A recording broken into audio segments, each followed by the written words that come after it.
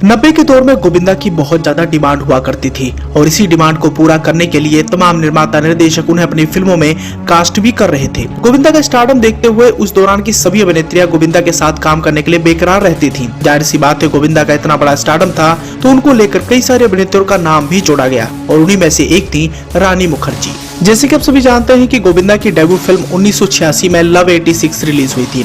इस फिल्म में उनके साथ नीलम नजर आई थी और नीलम गोविंदा को लेकर भी काफी ज्यादा चर्चाएं की गई। बताया तो ये भी गया था कि गोविंदा नीलम को लेकर काफी ज्यादा सीरियस थे, लेकिन तब उनकी करियर की शुरुआत ही हुई थी, इसलिए वो कुछ ज्यादा नहीं कर पाए। लेकिन रानी मुखर्जी के मामले में गोविंदा बहुत ज्यादा बदनाम हुए थे। गोविंदा जहां एक तरफ मन ही मन नीलम को बहुत ज्यादा पसंद करते थे, वहीं दूसरी ओर 1990 के बाद रानी मुखर्जी और गोविंदा की जोड़ी भी बॉक्स ऑफिस पर सुपर डुपर हिट हुई और इसी दौरान इन दोनों के बीच अफेयर के किस्से भी मीडिया के गलियारों में बहुत ज्यादा वायरल हुए। हालांकि 90 के दशक में रानी मुखर्जी और गोविंदा की जोड़ी ने बॉलीवुड दुनिया में जबरदस्त आग लगाई।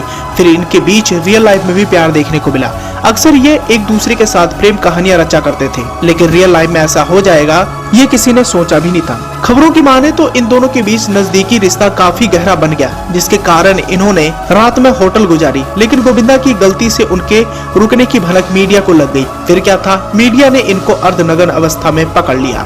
हालांकि इन दोनों के रिश्ते के कारण गोविंदा की बीवी बेहद गुस्से में नजर आई, जिसके कारण वह अपना घर छोड़कर बच्चों के साथ चली गई। रियल लाइफ में गोविंदा ने रानी को महंगे गिफ्ट देने के साथ बहुत सी नजदीकियां दिखाई, लेकिन इसके बावजूद भी रानी के साथ इनका कनेक्शन नहीं जुड़ा। हालांकि रानी मुखर्जी वैसे तो गोविंदा के साथ शादी करने के लिए तैयार थी, लेकिन गोविंदा की बीवी और उनके 2 बच्चे उनकी लाइफ में रोड़ा बन गए, जिसके कारण रानी ने धीरे धीरे गोविंदा से ब्रेकअप कर लिया और फिर उसके बाद गोविंदा भी अपनी बीवी के पास चले गए।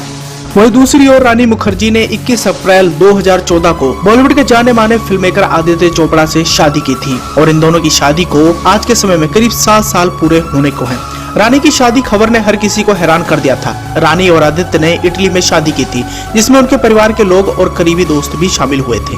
शादी के बाद कुछ लोगों ने रानी को होम ब्रेकर तक कहा था, लेकिन रानी ने इन बातों पर सफाई देते हुए बताया था कि उन्होंने आदित्य को तब डेट करना शुरू किया था जब उनका तलाक हो रहा था और वो मेरे प्रोड्यूसर नहीं थे।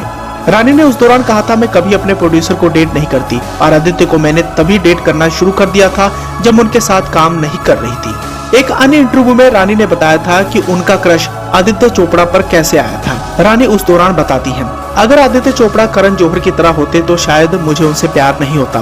करण हर जगह होते हैं, वो सोशल हैं और पार्टियों में जाते हैं। हर दिन वो कहीं न कहीं बिजी होते हैं, जबकि मैं चाहती हूँ कि मेरा परिवार घर पर रहे। मैं बहुत ही पारिवारिक हूँ। अगर मेरा पार्टनर हर समय काम ही करता रहेगा तो मैं पागल हो जाऊंगी। मैं बहुत खुश हूँ कि आदित्य ज्यादा सोशल नहीं है। अपना काम खत्म कर वो घर पर मेरे पास आते हैं।